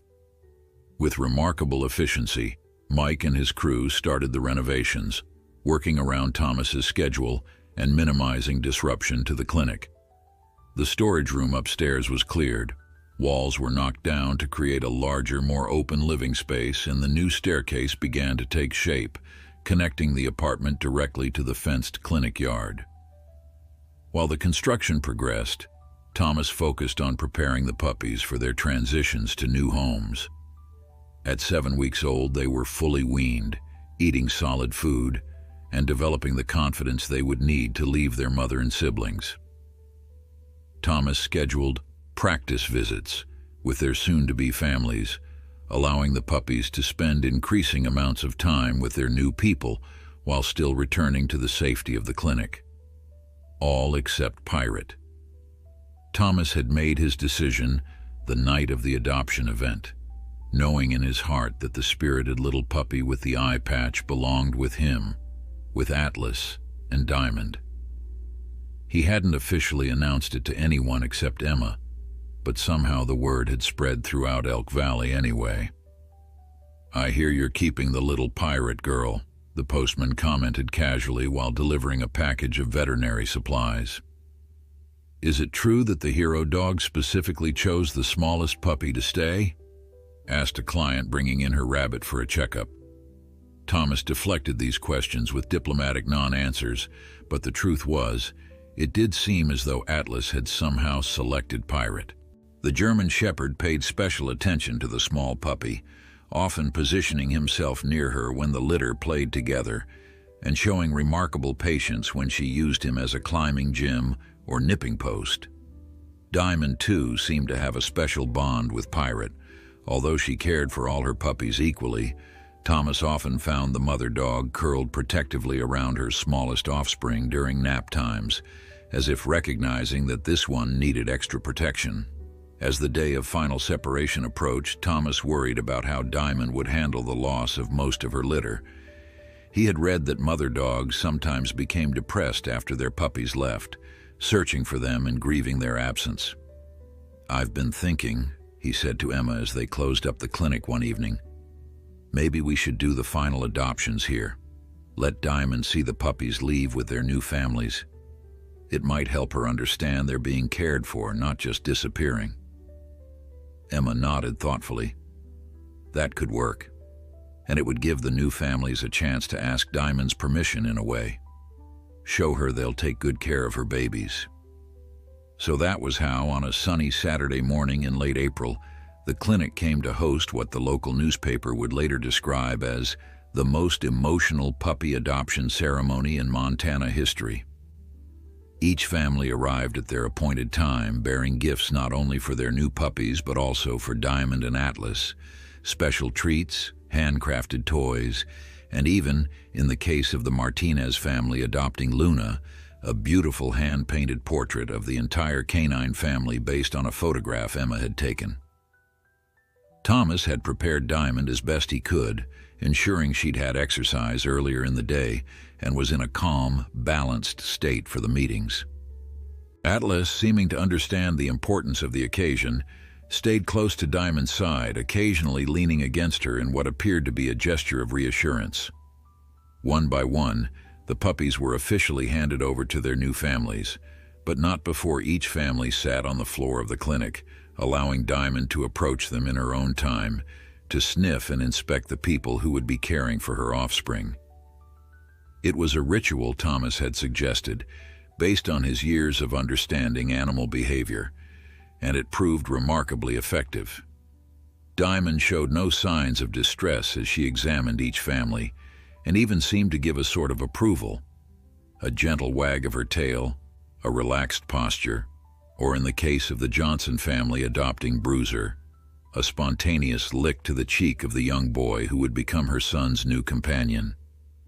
Atlas, too, participated in this approval process, his dignified presence and attentive gaze making more than one new owner nervously promise aloud to take the very best care of their new puppy. By late afternoon, only Pirate remained, curled up between Atlas and Diamond in what had become their favorite spot in the clinic's back room. The three dogs formed a perfect picture of family, one that Thomas captured with his phone before joining them on the floor. "Well," he said softly, "it's just us now." Atlas shifted closer to Thomas, resting his head on the man's leg in what had become a familiar gesture of affection. Diamond, still showing occasional signs of searching for her other puppies, nevertheless seemed content with the smaller family unit that remained. That evening, as Thomas closed up the clinic, he received a text message from Mike. "Renovations complete. Ready for the big reveal tomorrow?" Thomas looked down at Atlas, Diamond, and Pirate, who were watching him with varying degrees of interest from their beds near the reception desk. "What do you think, gang? Ready to see our new home?" The next morning, Thomas woke early, excitement making him feel almost childlike. He had been sleeping on the cot in the clinic for weeks during the renovations, reluctant to separate himself from the dogs even for the night. Today they would all move into their newly renovated apartment together. Mike arrived at 8, grinning broadly. "You're going to love it," he promised. "Everyone did an amazing job." Thomas followed him upstairs, Atlas, Diamond, and Pirate trailing behind. When Mike opened the door to the apartment, Thomas stopped in the doorway, momentarily speechless. The once cramped utilitarian space had been transformed. Walls had been removed to create an open-concept living area filled with natural light from new, larger windows.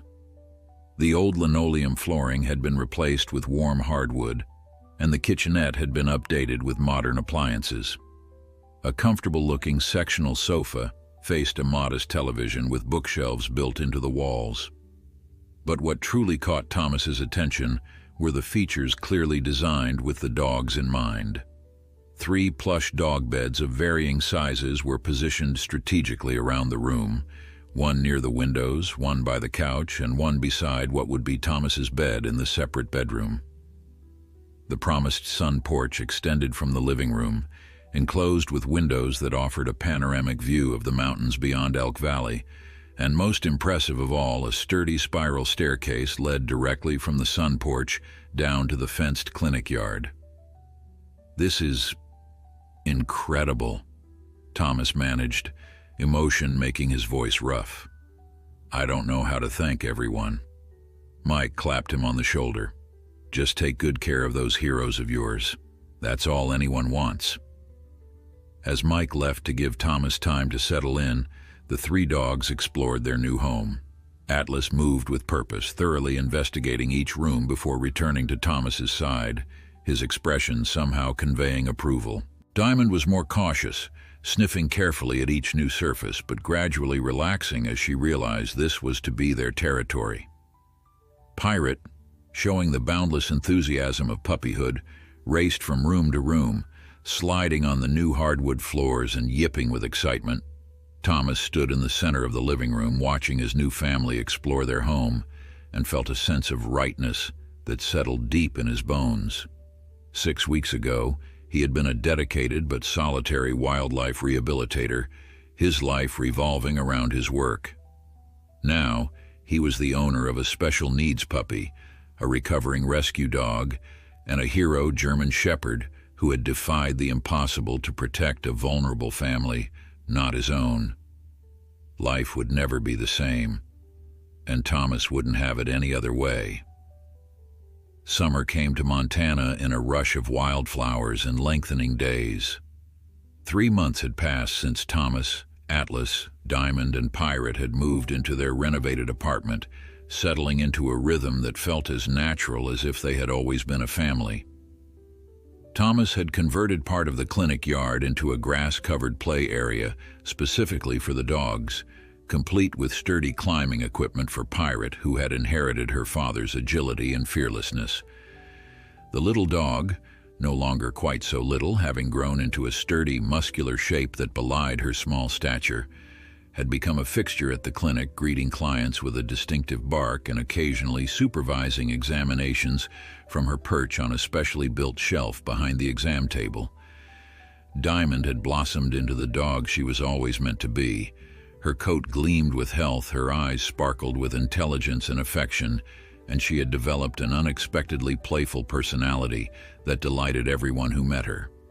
She had also revealed a talent for comforting anxious animals, often settling beside nervous patients in a way that seemed to reassure them. Thomas had begun to use her as an unofficial therapy dog, particularly with younger clients who found her gentle presence calming during potentially scary procedures. And Atlas, noble, dignified Atlas, had become something of a local celebrity. The story of his extraordinary journey and heroic rescue had spread far beyond Elk Valley, eventually catching the attention of national media. A producer from a popular nature documentary series had even visited to film a segment about him, interviewing Thomas and capturing footage of the German Shepherd with Diamond and Pirate. Fame hadn't changed Atlas, of course. He remained the same watchful, intelligent companion he had always been, though Thomas noticed he seemed more relaxed now, secure in the knowledge that his adopted family was safe and his mission complete. Atlas still maintained his protective nature, but he had learned to trust that not every situation required his vigilance, occasionally allowing himself to simply enjoy life's pleasures, a sunny afternoon nap, a game of fetch, or an evening curled up beside Thomas on the couch. The adoptive families kept in touch, sending regular updates and photos of the growing puppies.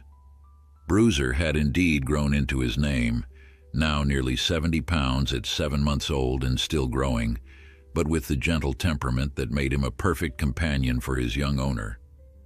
Scout had become a fixture at his family's farm, herding chickens and following the farmer on his daily rounds with boundless enthusiasm.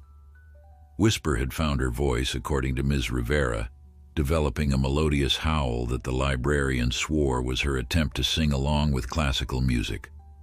And Luna, the Martinez family reported, had appointed herself guardian of their vegetable garden, chasing away rabbits and squirrels with great dedication.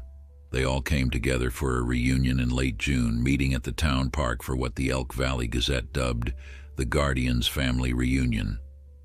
It was a joyful, chaotic gathering. 5 exuberant 7-month-old puppies, their mother, their adoptive father, and all their human companions sharing stories, laughter, and a magnificent cake shaped like a dog bone, courtesy of the local bakery. The reunion had another purpose as well, to celebrate the final conviction of Ed Carlson, the puppy mill operator whose cruelty had inadvertently set this remarkable story in motion. Sheriff Lawson personally delivered the news that Carlson had been sentenced to 2 years in prison and a lifetime ban on owning animals. "Couldn't have happened without your testimony," the sheriff told Thomas, nodding toward Diamond, who was surrounded by her puppies, all of them remarkably similar in size now despite Pirate's early disadvantage. The judge was particularly moved by the photographs of Diamond's condition when you found her, and the story of what Atlas did to save those puppies. Thomas felt a complex mixture of emotions at this news. There was satisfaction in seeing justice served, certainly, but also a strange sense of gratitude. Had Diamond not escaped from Carlson's property, had the puppies not been born in the wild, had Atlas not found them, Thomas's life would be entirely different now. From the greatest cruelty had come extraordinary grace. As summer progressed into fall, the rhythm of life at Twin Pines Animal Clinic adjusted to include a development Thomas hadn't anticipated. The media coverage of Atlas's story had brought an influx of new clients, many traveling significant distances to visit the clinic that was home to the heroic German Shepherd. But more than that, Thomas began receiving calls from rescue organizations and fellow veterinarians about special cases, animals that had experienced trauma, needed rehabilitation, or required the kind of patient, dedicated care that Thomas and his canine family seemed especially equipped to provide. Almost without planning it, Twin Pines evolved into a specialized rehabilitation center for animals with complex needs. Emma, who had graduated from her wildlife biology program with honors, joined the practice full-time, bringing her own unique skills and perspective to the growing operation.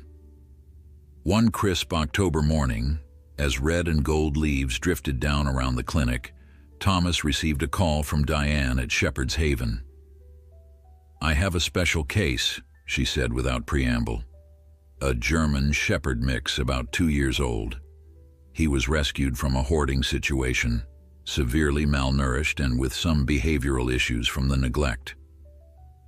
"We're pretty full right now," Thomas began, mentally reviewing the clinic's current residents. A partially paralyzed cat learning to use a wheeled harness, a one-eyed owl recovering from a wing injury, and a skittish border collie with a history of abuse. "I know," Diane interrupted, "but this one, Thomas, he reminds me of Atlas. That same intelligence in his eyes, that same watchfulness. He needs someone who understands that kind of intensity, who won't see it as a problem to be fixed, but as a strength to be channeled." Thomas looked out the window to where Atlas was lying in the yard, attentively supervising Pirate's attempts to dig to China, while Diamond lounged nearby in a patch of sunlight. The German Shepherd looked up at that moment, his gaze meeting Thomas's as if he had been listening to the conversation. "Send me his information," Thomas said, making a decision. "We'll find room." The new dog, whom they named Phoenix, arrived the following week. He was indeed strikingly similar to Atlas in appearance, though younger and with visible signs of his difficult past, patchy fur, a wariness in his posture, and a tendency to flinch at sudden movements. Thomas had prepared a quiet space for him in the clinic away from the other animals, expecting a period of slow, careful acclimation. What he hadn't expected was Atlas's reaction. The older dog, usually reserved with newcomers, approached Phoenix's enclosure with immediate interest. When Thomas carefully introduced them in the yard, Atlas assumed a posture Thomas had seen before, the same patient, mentoring stance he had taken with the puppies during their early development. Over the following days, Phoenix's transformation was remarkable. Following Atlas's example, the younger dog gradually relaxed, his confidence growing visibly as he learned the routines of the clinic and the boundaries of acceptable behavior from his older counterpart. Diamond, too, played a role in his rehabilitation, her gentle playfulness drawing Phoenix out of his shell in ways that human intervention alone never could. By the time the first snow fell in November, Phoenix had become an integral part of the Twin Pines family, his past trauma evident only in occasional moments of startled response to loud noises or sudden movements. Like Atlas before him, he had found safety, purpose, and belonging. On the anniversary of finding Atlas in the cave, a day Thomas had marked on his calendar as Guardian Day, he woke early and took all 4 dogs for a hike in the mountains. The trail was familiar to him, part of his regular patrol route for the wildlife rehabilitation work that he still maintained alongside the growing clinic practice. As they crested a ridge overlooking the valley with Elk Valley visible in the distance, Thomas paused to catch his breath. Atlas moved to stand beside him, his warm presence a comfort against the winter chill.